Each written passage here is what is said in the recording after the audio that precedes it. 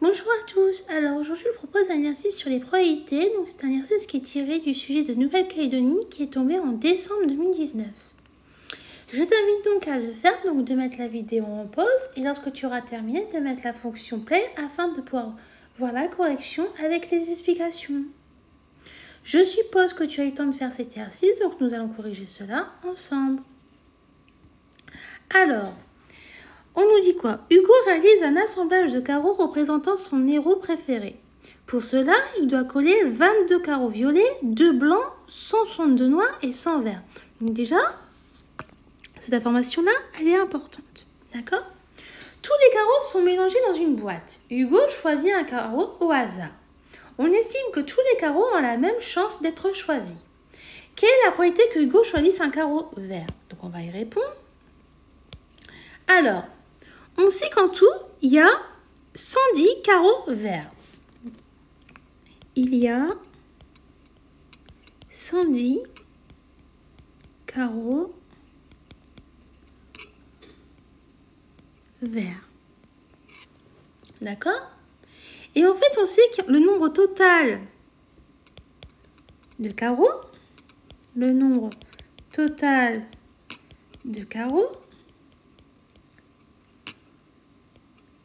et donc à ton avis, il y en a combien? Eh bien, regarde. En fait, on va faire l'opération 22 plus 2 plus 162 plus 110. Et ça te fait un total de 296 carreaux. Donc, le nombre total de carreaux est de 296. Donc, ça veut dire quoi? La probabilité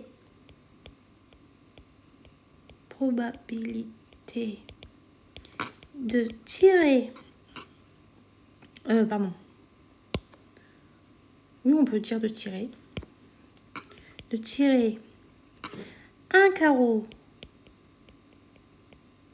vert est égal à 110 sur 296. Donc voilà. Donc si tu veux, tu peux simplifier cette écriture fractionnaire et ça te donne 55 sur 148. Donc la probabilité de tirer un carreau vert, donc parmi tout ça, d'accord, et bien c'est 110 sur 296. Si tu veux, en écriture simplifiée, ça te donne 55 sur 148. Ce qui est évident, tu as 110 carreaux verts parmi les 296, donc on peut bien modéliser sous cette forme. Ensuite, la question 2. Quelle est la probabilité que Hugo ne choisisse pas un carreau violet? Déjà, on sait que la probabilité de choisir un carreau violet, on va la calculer. La probabilité de tirer un carreau violet est... Donc, on sait, en tout, on a 22 carreaux violets parmi les 296. Donc, ce qui nous donne 22 sur 296, que l'on peut bien sûr simplifier, ce qui nous donne 1 sur 148. Or, ici, on demande quoi? On nous demande de trouver la probabilité que Hugo ne choisisse pas un carreau violet. Donc, si tu veux, c'est l'événement contraire. Donc, la probabilité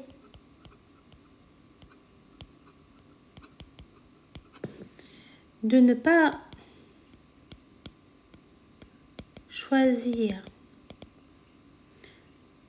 un carreau violet est 1 moins 11 sur 48.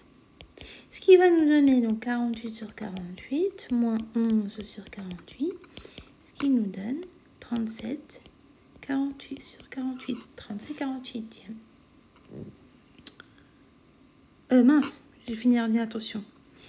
Hop, je corrige vite fait mon erreur d'inattention. Hop, hop, hop. Donc, c'est pas 48, mais 148. Ce qui nous donne 148 moins 11 sur 148, qui est égal à 1 sur 137, 148. Voilà. Donc, la probabilité de ne pas choisir un carreau violet est de 137 sur 148. Donc, ça semble aussi cohérent par rapport la probabilité de tirer un carreau violet, donc ça c'est cohérent. Ensuite, on nous dit quelle est la probabilité que le carreau choisi soit noir ou blanc. Donc là, faire attention parce qu'il y a le terme ou, tu vois. Donc il faut vraiment que tu fasses la différence. Parce que si on t'aurait dit et, ça aurait été différent. Là, le ou, ça veut dire qu'il faut que tu prennes les noirs ou les blancs.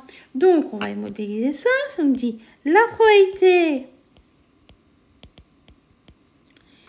que le carreau choisi soit noir ou blanc. Et alors, on sait qu'on a 2 blancs et on sait qu'on a 162 noirs. Donc, ça nous fait 162. Et le ou, en fait, on va le transformer si tu veux en plus. Et le blanc, on a dit qu'on en avait 2. Sur, bien sûr, les 296. Ce qui nous donne 164 sur 296. Et bien sûr, on peut simplifier. Ce qui nous donne 41 sur 74. Donc, la probabilité que le carreau choisi soit noir ou blanc est de 41 sur 74. Donc, ensuite, la question 4. En une journée, Hugo a collé 75% des carreaux. Combien de carreaux cela représente-t-il? Eh bien, regarde. On a 75% de carreaux. Et on sait qu'en tout, on a 296 carreaux. Ce qui nous donne 22 200 sur 100, qui nous donne 222. Donc, ça veut dire que Hugo a collé 222 carreaux en une journée. Voilà. Donc là, on a terminé de faire la correction de cet exercice-là. Donc j'espère que tu avais réussi. Si tu n'avais pas réussi, je t'invite vraiment à le refaire parce qu'il faut vraiment savoir tirer les bonnes informations pour ensuite trouver le bon résultat. Je te dis donc à bientôt et au revoir.